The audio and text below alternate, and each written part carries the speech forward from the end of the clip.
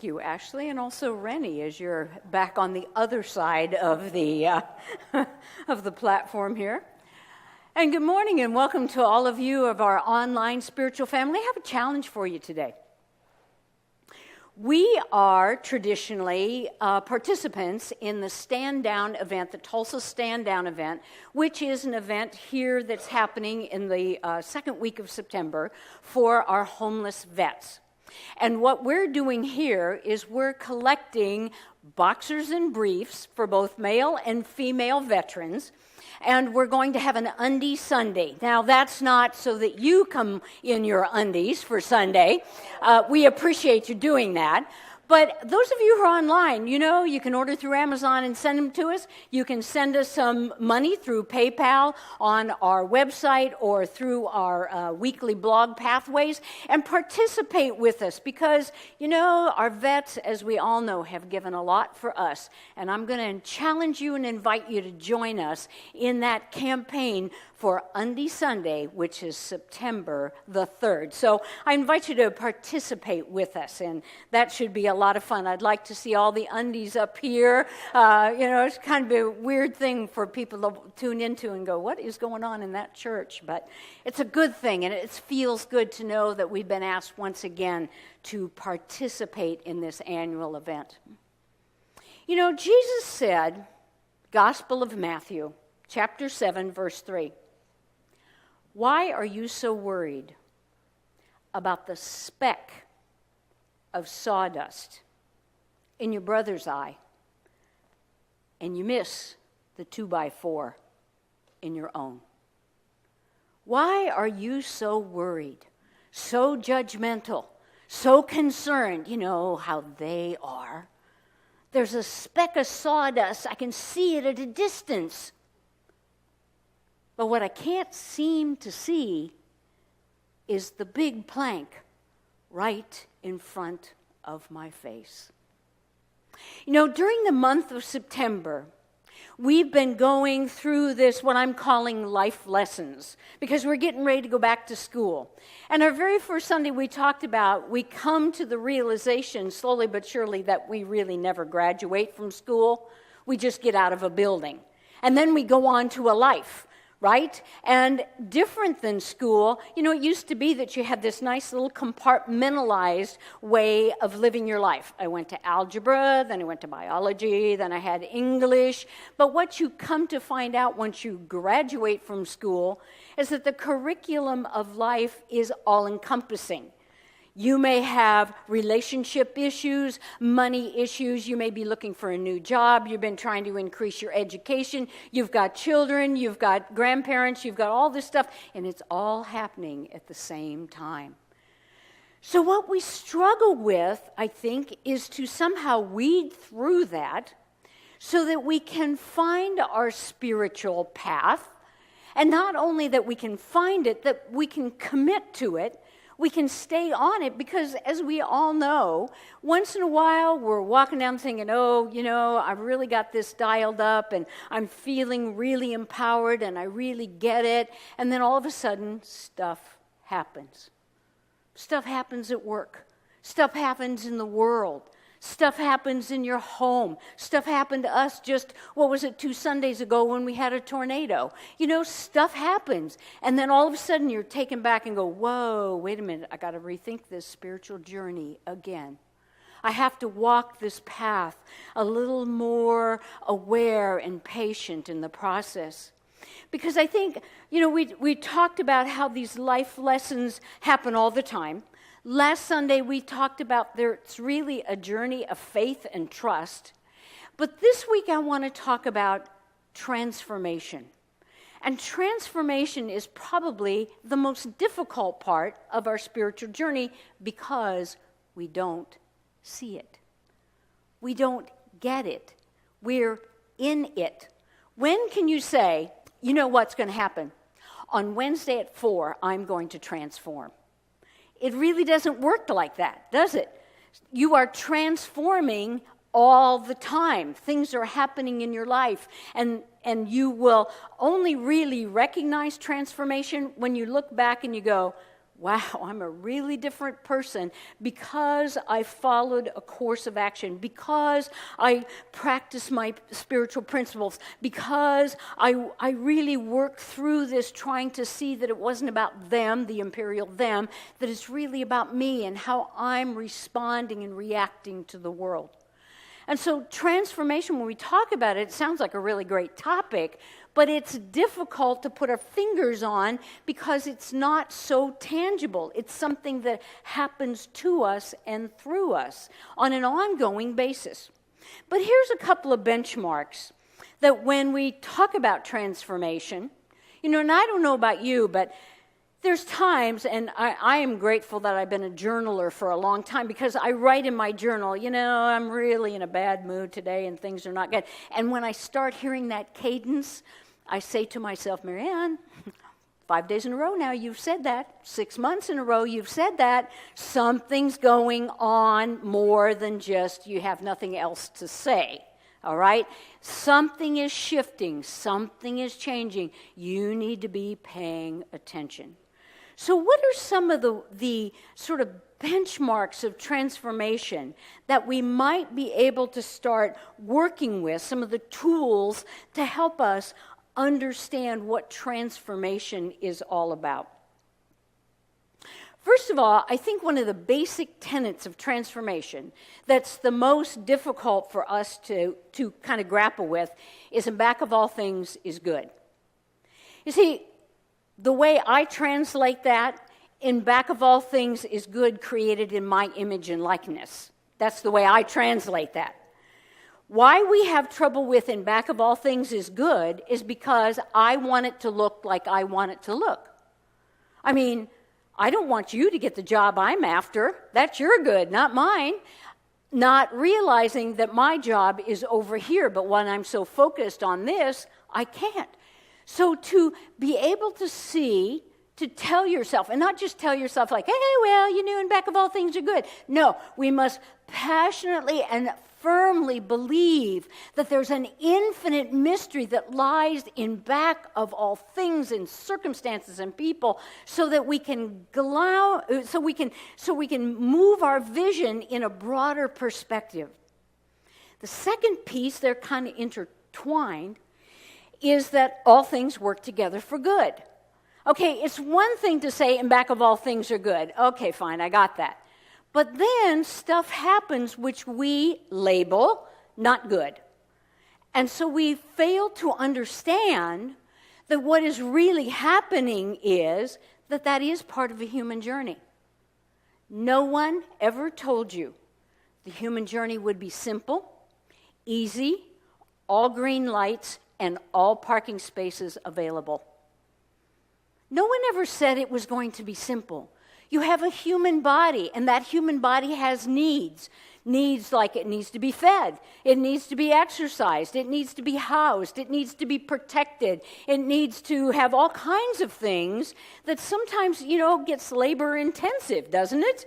It's like, and the older you get, the more labor intensive that process can become. So we are in this. We have to see that, the accident happened, the illness that happened, the relationship that broke up or whatever. Somehow, even though we do not in our human awareness get it, that it all works together for good.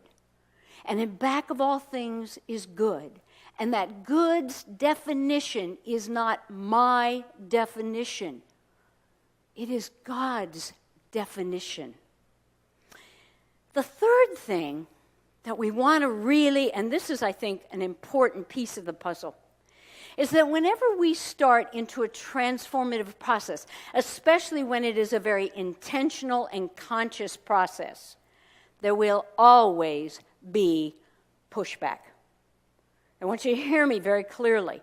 People say, it's not working. See, it's just not working. I'm trying to be more spiritual, and now not only do I have one person at work that doesn't like me, I have 10 people at work that don't like me, and on top of that, I got fired today. It's not working. And I felt that. I thought when I first got into Unity, and I had 3 jobs in 3 years, not because I left them, they left me. Well, two of the places went bankrupt and closed, and one merged into something else, and they said, oh, we don't need your whole department. I didn't even have my resume dirty yet. I was like, this can't be good. And yet, I now can see, oh yes, very much, this was leading me into something better. You know, what happens then is we begin to, what keeps us from recognizing this good, what keeps us from recognizing this transformational process, is we get so focused on what it ain't. So I thought to myself, how perfect. On Tuesday, what's going to happen? This is a solar eclipse, right? Monday. Okay. Well, apparently I'm going to. Rats, I thought I had my... Okay. Now I got to go back and replan everything. Okay. But technically speaking, what's going to happen is the moon is going to pass through between the earth and the sun, right? And there will come a point, which they call totality, where the moon will completely blank out the sun. Now, this is fascinating, because you think of ancient people looking up at the sky, seeing this portent of what they did not know. Their greatest fear is darkness and the lack of light, and the cooling, which sometimes, depending on what climb you are in, where you are on a mountaintop or something, that quick release of sun will drop temperatures dramatically. Probably here, not so much, but... Oh, we can only hope. But the moon completely blanks out the sun. But what an interesting image. Because in the moment of totality, what can you see? The corona. The rays. In back of the moon is the sun. In the back of the moon is the sun. Is the good. It never left. It never went away. It was only a moment that it's blocked out. How often, as Jesus said, do I see the speck in your eye? And I get obsessed with it, and I get focused on it. It's the only thing I can talk about, the only thing I can see. And I forget I can't see at all. It's an interesting image to play and ponder with. And I set it up so we understand this transformation process, because I want to talk about something today that isn't my norm. And that is, I'm not a political creature, but we need to talk about some of the things that are happening in our country today. First and foremost, it cannot come as a surprise to you that we have the backlash of white supremacy. Remember what I said a minute ago? When there is transformation, there is always, always, always a backlash. We had an African-American man for 8 years as president. Whether he's a good president or bad president, I'm not even going to go there.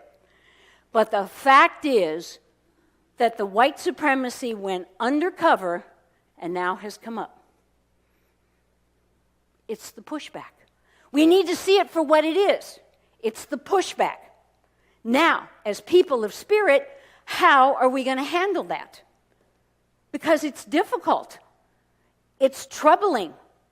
It's unsettling. And here's what we tend to do. We see the moon. Did you see the news? We see the moon. Oh my gosh, look how bad it is. Oh my gosh, look at this, look at that. And we keep moving so that we have the perception that we can always see the moon blocking out the sun. This is not our challenge, my friends. This is not our work. Our work is transformation. And we say, well, those people out there. No, I'm not talking about those people out there. They only have, Jesus said what? A speck of sawdust. Isn't that an interesting analogy? Do you know how big a speck of sawdust is? It's a nothing. It's a nothing. And we have to understand that if we are people of faith that believe and trust, then we're going to have to do the work. And trust me, spiritual work is work. That we are going to have to continue to affirm that in back of it all is good. And that I understand that there is pushback from something that has happened in our country and that it is part of me. Here's that critical issue. You say, well, I don't believe in that, and I'm not involved. Yes, you are. And why are you? Because you are an American, just as I am. And when we start pointing one finger out, how many are coming back? It's the opportunity. See, instead of saying, and this is the part, I'm struggling with myself. I recognize that. Because what I want to say is, ain't that awful? And look at those people. And no, and on it goes. But that totally wipes my hands from being involved. I can't wipe my hands from being involved. Because I'm an American. And so are you. So we have some work to do, some deep, deep work. And it's not about running out on the street and protesting. It's about doing our gut work individually so that as we do it individually, we begin to do it collectively. See, what happens all too often is people who are outside of unity think that unity is kind of airy-fairy. Said, well, you didn't get out and do this, and you didn't go out and do this. But you see, the world will never change at the level of politics, army, armistice. We've seen it over and over and over again. It has got to change at the level of the Mother Teresas and the Nelson Mandelas and the Marianne Williamsons and the Marianne Harrises and the Louise Levitts and all of these other people that are here right now. This is our call. This is our job. We are privileged to live in this time. Even though it doesn't feel so privilegey, it feels difficult and uncertain and scary. And that's the edge. That's the edge. And we have to stand there. And we have to wait with a patient knowing and an affirmation that there is the sun behind the moon. That there is a greater good. That there is some reason, and we may never see it in our lifetime. We may never see it in 100 lifetimes.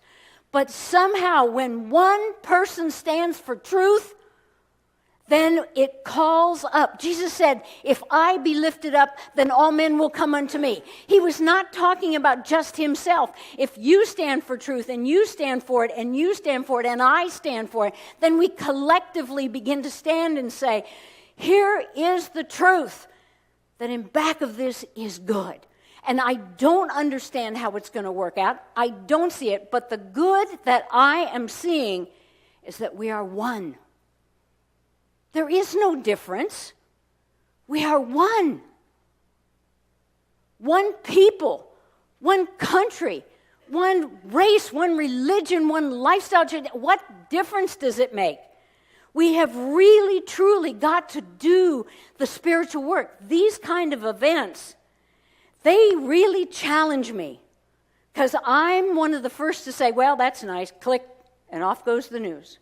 Or ain't that awful? Gee, I'm glad I don't live there. And I want to divorce myself from it because it's too painful. I can't stand it. But that's not what we're called to do. Our spiritual work says, come to the edge, Marianne. Come to the edge and be willing to speak your truth and say, it is not acceptable that anyone at any time is any better or any less than anyone else. I don't care what your race is. I don't care what your lifestyle choice is. I don't care what you believe. I don't care what you don't believe. We are one because in back of all things is one great vibration, one great breath, one great heart. And until we give more than lip service to that, we will continue to be challenged. But transformation is happening, my friends. We must trust that it is happening because we see the pushback. That's the obvious sign. And not to let it go and just say, let it roll over us. Rather to say, I see the good. I hold the good. I affirm the good. That there is no separation in the Great One. There is no separation between me and you. And there is no separation between my faith and my style and your style, and I'm female and you're male. There is no separation. We are one vibrational heartbeat of the great heart and the great life of God. It is not surprising that we are feeling pushback. But I hope and I trust and I passionately believe that because we are experiencing pushback, we are also experiencing the cutting edge of transformation. It's the sign that it is happening. And instead of just acquiescing and say, isn't that awful, those people and all that, to stand firm in our truth, to know beyond all knowing, even when it doesn't seem clear, even when it does seem so difficult, to say, you know what? We say it every Sunday. There's only one presence. There's only one power, and that is God the good. And the question to you is, do you believe it and do you live it in the face of the pushback of the reality of a world that's struggling so hard to understand what you know? Thank you for joining us today, and God bless.